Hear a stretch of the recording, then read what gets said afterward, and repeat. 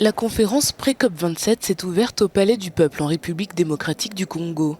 Les représentants du climat de plus de 40 pays tiendront du 3 au 5 octobre des discussions et des négociations à Kinshasa.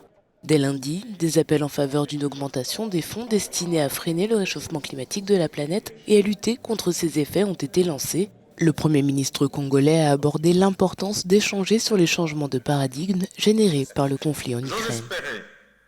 Que les échanges s'étendront sur les cas de force majeure, suite auxquels certains pays européens sont retournés à l'usage des sources d'énergie polluantes qu'ils avaient préalablement bannies, afin d'éviter à leur peuple les conséquences incalculables d'un déficit en énergie que leur a imposé notamment la guerre en Ukraine. Le dilemme auquel font face les nations du continent a été abordé, l'Afrique devant prendre des décisions difficiles pour poursuivre des alternatives d'énergie verte tout en étant peu responsable du problème climatique. L'Afrique se trouve dans une situation de dilemme.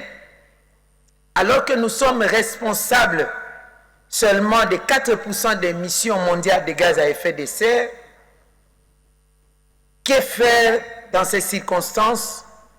Exploiter nos ressources et nourrir nos enfants et petits-enfants, ou contempler ces ressources en laissant mourir nos enfants et nos petits-enfants de faim. Le 27e sommet des Nations Unies sur le changement climatique, COP27, se tiendra en Égypte du 6 au 18 novembre 2023.